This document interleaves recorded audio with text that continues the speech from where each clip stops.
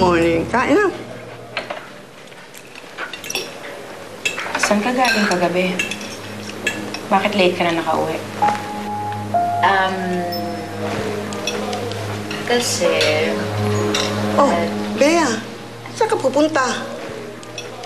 Lola, nakapag-desisyon na po ako.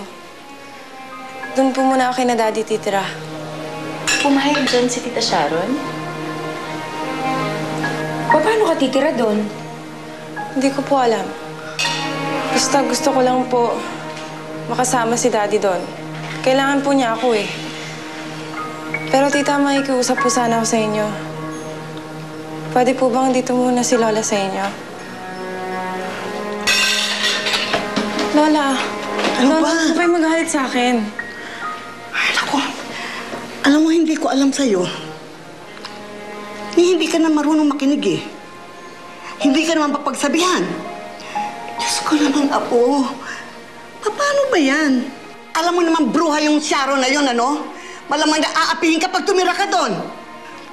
Lola, hindi ko po iniisip yun eh. Ang iniisip ko po ngayon si Daddy. May sakit siya ngayon. Kailangan po niya ako. O sige. Sige, naiintindihan kita. Pero paano na lang yung kung anong gawin sa'yo doon? Ayokong masaktan ka. Hindi ako maaaring pumayag na ikaw lang mag-isa rin maiwan. Hindi ko uurungan yung Sharon na yan.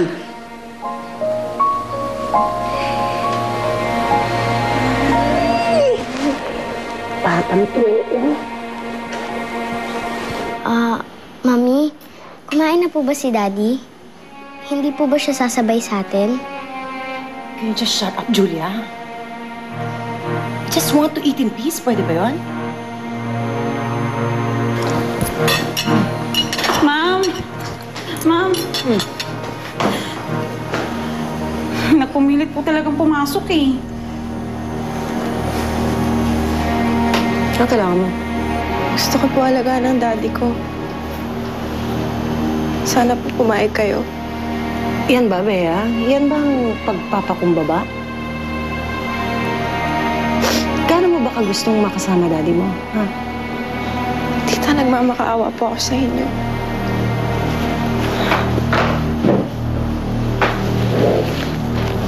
Ang alam ko sa nagmamakaawa, lumulod. Ano? Paluluhurin mo ang apo ko. Bakit? Diyos ka ba? Oo! Sa bahay na to, oo. Bakit? Talagang uuhiya. Alam mo? Sige. Naiinis na ako dyan eh. Bakit ba hawak ka ng hawak mo?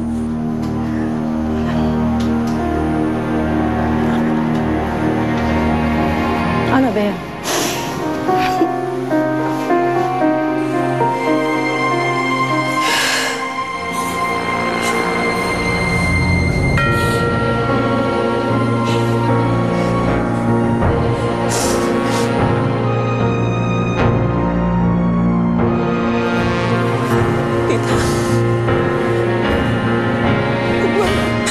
Nagmamakaawa po ako sa inyo.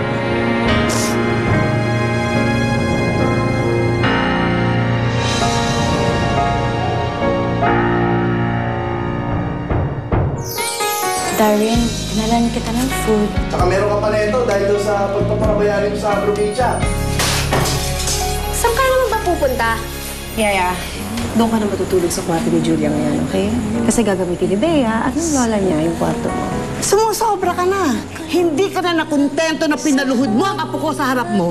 Tapos dito mo siya patutulugin? Bahay din niya to ah! Wala akong makitang problema sa iyo eh. But there's still another test that I would like you to have. Ano po yun? Nandito ka pala, Tito Rico. Ang tagal kong hinintay to. Ate. Daddy? Sino ka? Anong ginagawa mo sa daddy ko?